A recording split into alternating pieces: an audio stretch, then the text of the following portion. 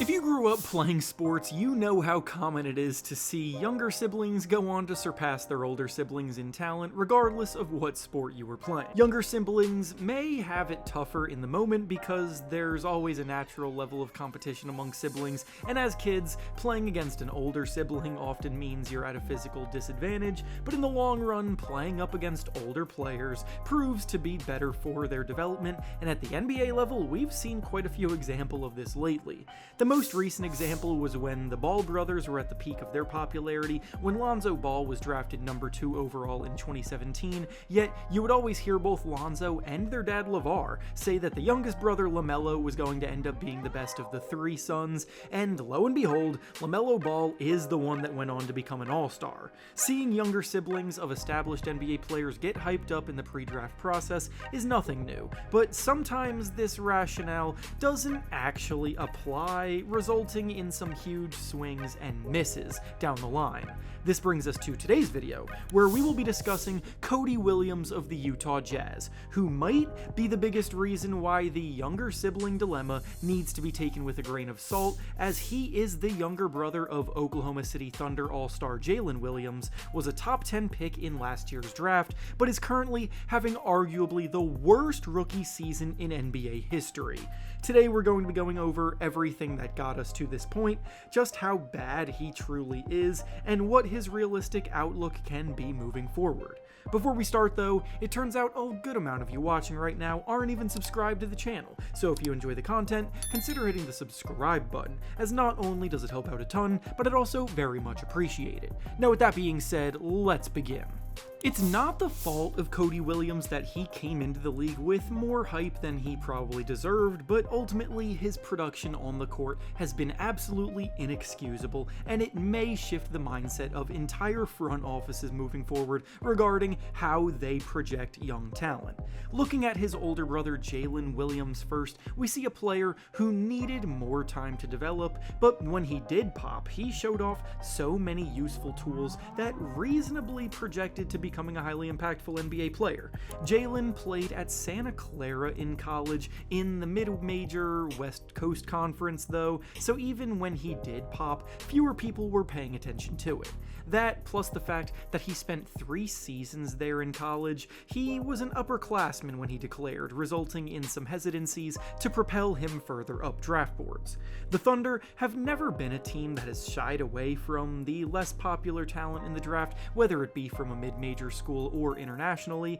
and what they saw in Jaylen was a versatile wing player that was only just starting to scratch the surface of what he could accomplish. Scouting reports at the time of the 2022 NBA draft were very hopeful about Jaylen's versatility on both ends of the floor, his highly impressive physical tools as a 6'6" wing player with a 7'2" wingspan, and his efficient production that was always led by his ability to read the game and stay under control. Jaylen Williams was 6'6" and he weighed 209 pounds when he was drafted, and that strength combined with his impressive mobility and poise is what resulted in him currently being one of the best defensive players in the entire NBA. Offensively, Jaylen also averaged about 18 points and 4 assists per game in his last season at Santa Clara, shooting 51% from the field and 40% from 3 that season, so he was a strong finisher at the rim. His ability to attack off the dribble was starting to flourish. He always had his head on a swivel looking for ways to set his teammates up, and he threatened defenses enough from the outside to keep them on their toes, so honestly, if he was playing at a school like Duke, he easily would have been a top 5 pick that year. Naturally then, other teams around the league have seen the way that the Thunder do business and have tried to mimic it because imitation is the greatest form of flattery, and the results the Thunder have had speak for themselves as a young team built through the draft, currently sitting in first place in the standings. And oh, what do we have here? We have the younger brother of the Thunder's second best player putting together a solid freshman season at Pac-12 program Colorado, and he has a lot of the same physical tools as his brother. Surely they're the same player. Time to hop all over that, right? Well, unfortunately, life doesn't quite work out like that, and the Jazz are now realizing that firsthand. The overhyping of Cody Williams, thanks to his brother, began all the way back in high school when he was a McDonald's All-American, ranked 7th overall in the class of 2023 according to ESPN, yet even in the scouting reports on those recruiting databases, you read almost entirely about how his status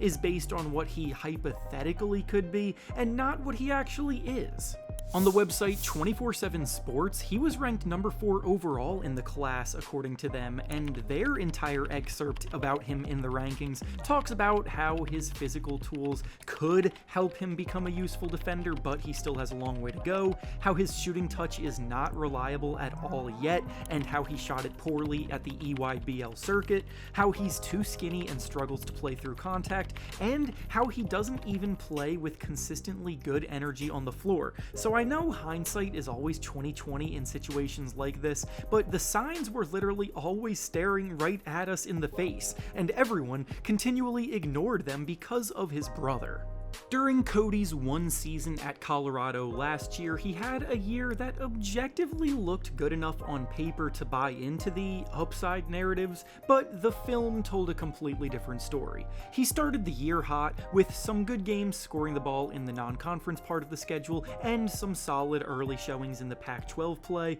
finding a rhythm in the mid-range, cutting well off the ball, and scoring efficiently when the opportunities presented themselves. But when the intensity of games ramped up during the conference tournament and during March Madness, he became a ghost, and a lot of the time you wouldn't even notice he was on the court. Cody, to put it simply, lacks the assertiveness that his brother possesses, and just is not nearly as good as Jaylen is at pretty much anything. In Cody's final month of play in college, he scored in single digits in 6 of the last 7 games he played. The team was finding more success without him on the court, and as those early scouting reports suggested, he really struggled with the more physical play that naturally comes from a more intense basketball game with a lot on the line. Cody's casual demeanor, lack of a motor, and inability to find ways to be effective consistently was a real problem, and in most cases it would have hurt a player's draft stock a ton, but we now know why it didn't in this case.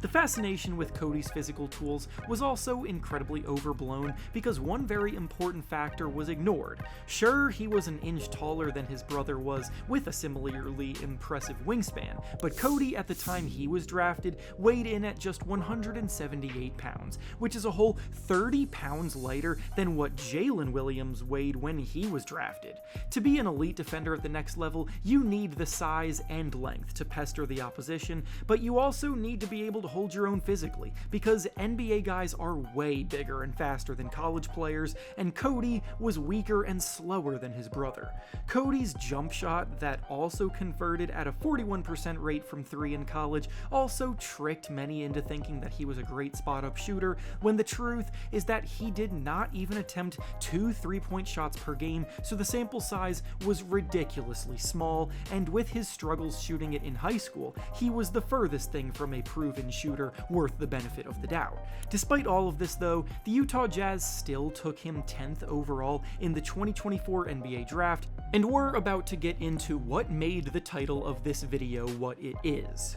Being drafted by the Jazz should have been the perfect spot for Williams as a raw young talent in need of minutes to play through some of the typical rookie inconsistencies, and that's exactly what he has gotten. It just has not amounted to anything. With the Jazz looking into the future, they've kept Cody in the rotation all season long, starting 23 of the 50 games that he has played this year, including having started in his last 9 outings. On the season as a whole, Cody is playing about 21 minutes a night, and in that time he's averaging just 4.6 points, 2.3 rebounds, and 1.2 assists per game, shooting the ball a horrendous 32% from the field and 26% from 3. If you're thinking, okay, he's struggling offensively, but with his length surely he's providing some good defensive impact, you would have to think again. Knowing that traditional stats don't always tell the whole story, let's dive deeper into some more advanced analytics and metrics. The Jazz are already a pretty bad team sitting near the bottom of the standings, but when Cody Williams is on the court, they somehow get a whole 8.5 points worse per 100 possessions. He is a bad defender, and offensively, his inability to threaten defenses as a shooter craters the team's spacing. Going even deeper, let's see how he fares in some other metrics. In EPM, or estimated plus minus, Cody Williams ranks dead last in the entire NBA. In LeBron, a metric that factors in luck-adjusted impact, he ranks 546th out of 555 qualifying players. In VORP, or value over replacement player, he ranks 560th out of 563 qualifying players. He's either dead last or close to dead last in every single metric, pretty much only ever ranking over much more lowly bench players and guys that weren't nearly as highly touted. He's horribly inefficient scoring the ball, and there genuinely isn't a single part of his game that he can hang his hat on yet. Johnny Davis of the Washington Wizards is another recent draft bust taken in the lottery, but not even his rookie season was this bad, as he at least outscored Williams and spent most of his time in the G League, whereas Williams is getting consistent minutes night in and night out with nothing to show for it. Obviously, he's still very young and could become a useful player down the line, but we need to be realistic about his upside. He desperately needs to add at least another 15 pounds of muscle, he must make defenses respect him from the perimeter as a shooter to be effective anywhere else, and he needs to up the urgency a little bit when he's out there because he's way too lackadaisical, he seems content with falling to the wayside, and he doesn't have the it factor that high upside raw prospects need to convince teams to buy into them long term.